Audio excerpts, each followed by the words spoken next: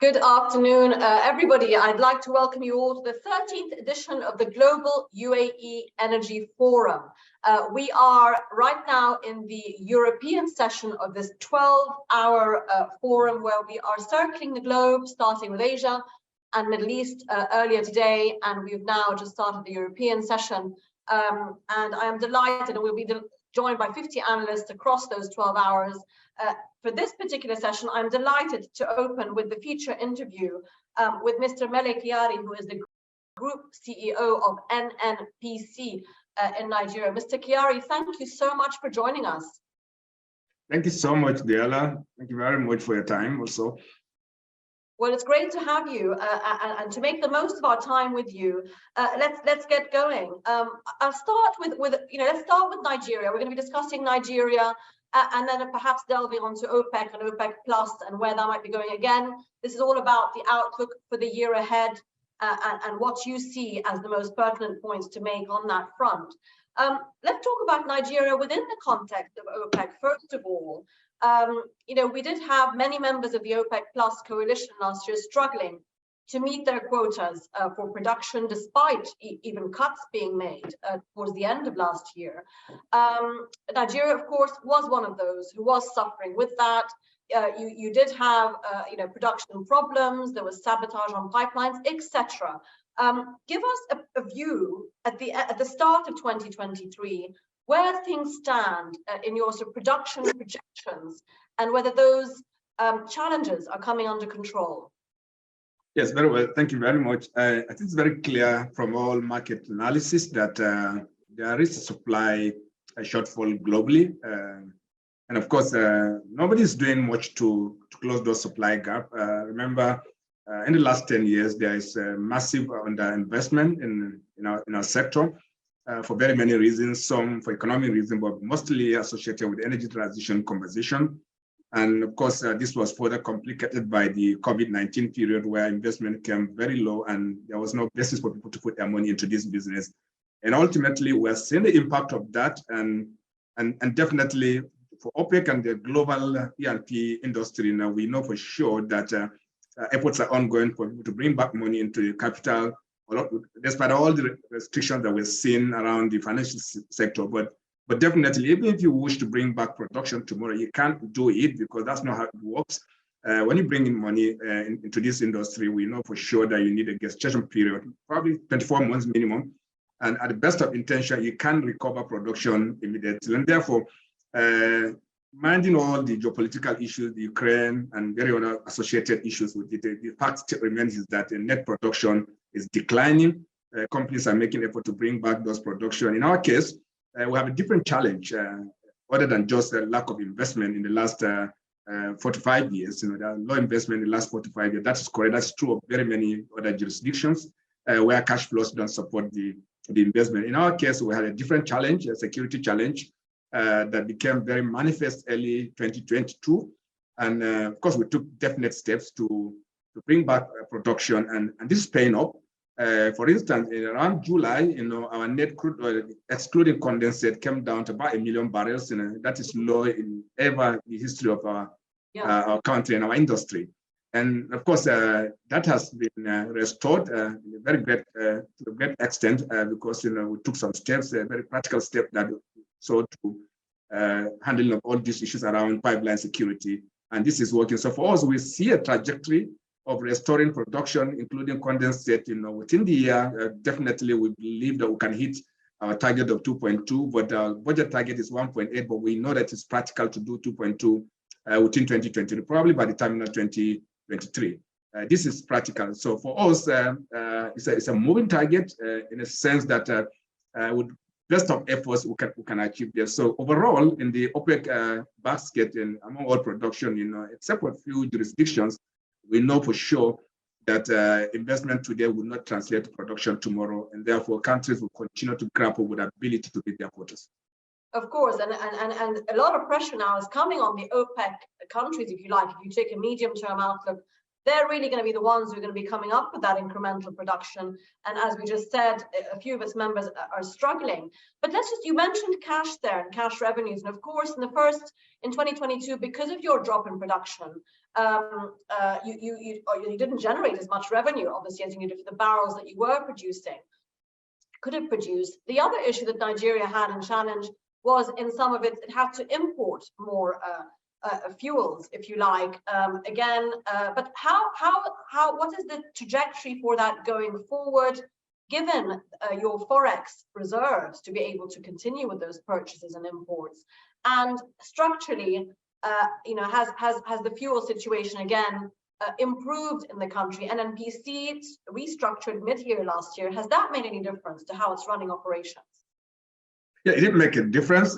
Remember that subsidy on fuel is always a government policy decision all over the world, and many countries do them in different ways. Yes, we have a direct net of value from the pump price of petroleum in our country. And in very many other countries, they do, because of the high energy costs in very many jurisdictions, including very many developed countries. They've brought down tax rates and eliminating tax on petroleum and so on and so on. But they all translate to the same thing, some form of a subsidy on petroleum. Wherever you have subsidy anywhere in the world, you do have to manage arbitrage across your borders from your supply chain partners and so on and so forth. So for us, NNPC becoming completely a private company today, owned by government, yes, but it's operating just like any other company in the country, like Shell, Chevron, and any other company they can think of in our country. And therefore, our relationship with government today in terms of supply of fuel is on a commercial basis. There's a service level agreement between us and the government to supply fuel and then sell it at the price that the policy decision of government has asked us to do.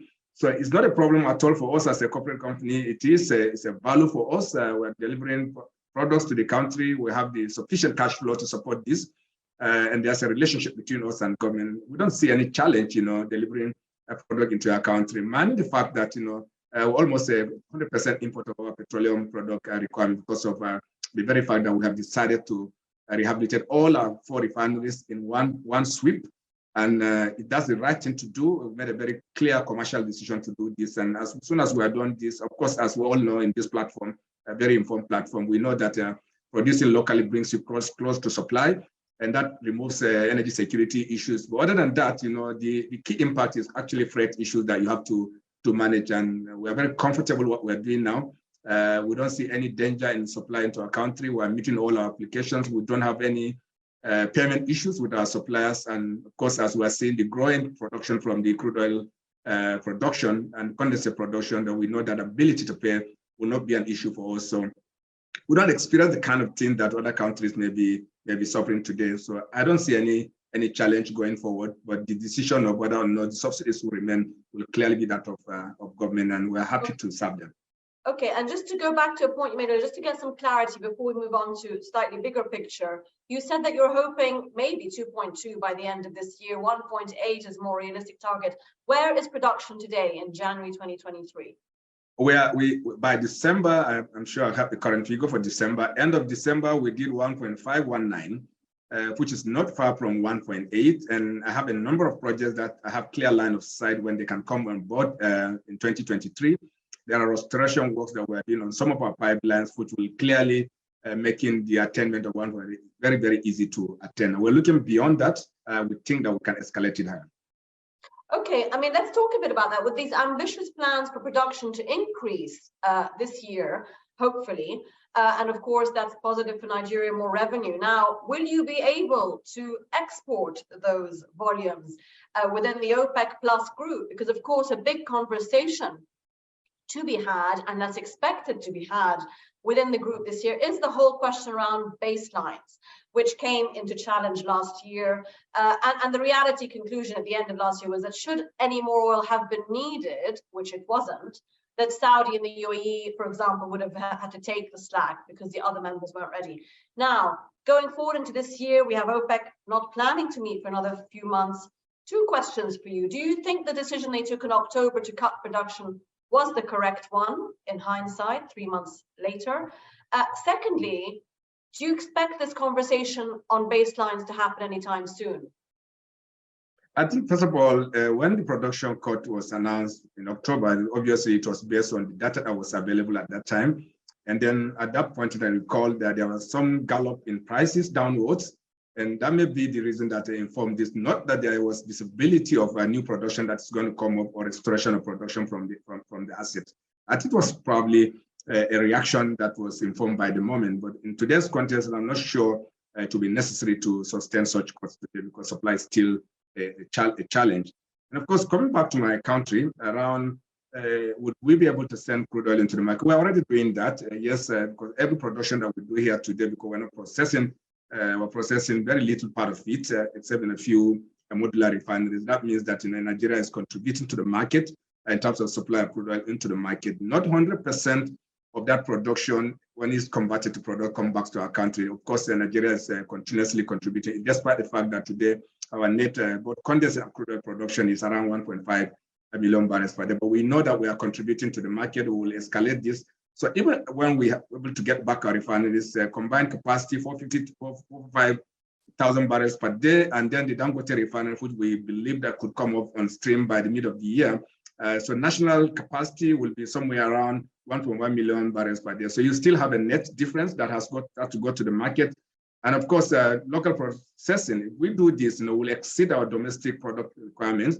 And definitely, we may not be supplying crude into the market, but literally, we're also delivering product into the market because there's a reversal of flow of sales. And that's all that's going to happen. Otherwise, the net national consumption will surely not be 1.1 million barrels in the next 1 year. It will not be so.